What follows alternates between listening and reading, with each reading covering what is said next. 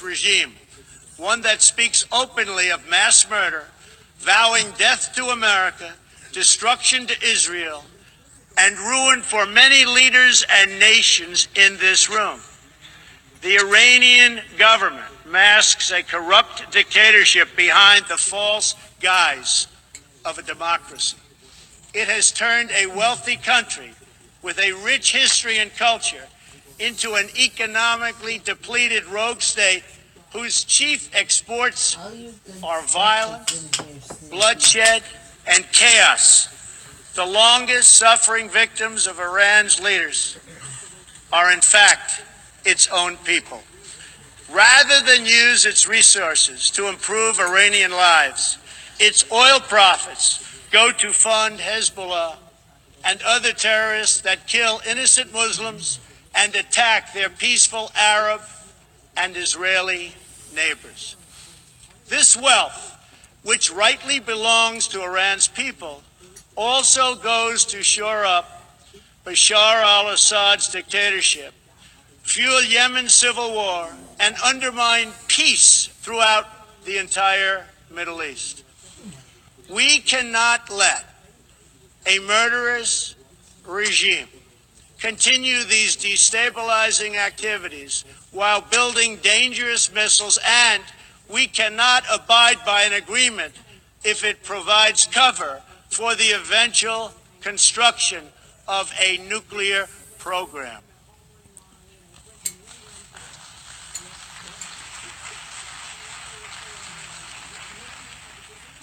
The Iran deal was one of the worst and most one-sided transactions the United States has ever entered into.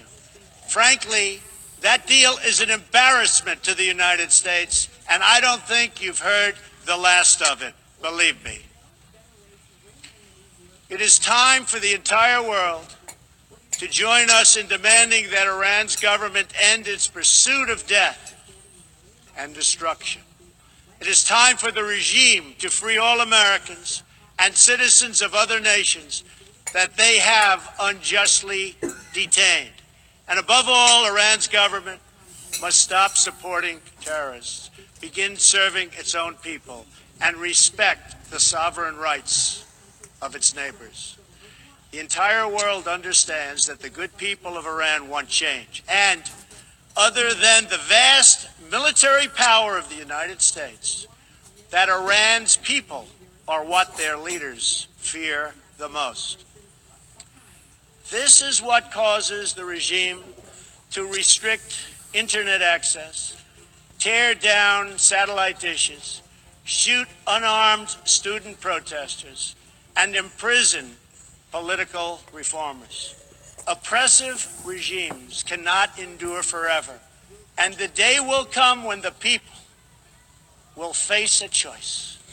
Will they continue down the path of poverty, bloodshed, and terror, or will the Iranian people return to the nation's proud roots as a center of civilization, culture, and wealth, where their people can be happy and prosperous once again? The Iranian regime's support for terror is in stark contrast to the recent commitments of many of its neighbors to fight terrorism and halt its financing. In Saudi Arabia early last year, I was greatly honored to address the leaders of more than 50 Arab and Muslim nations.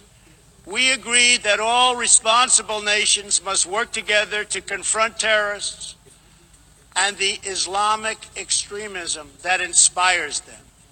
We will stop radical Islamic terrorism because we cannot allow it to tear up our nation and indeed to tear up the entire world.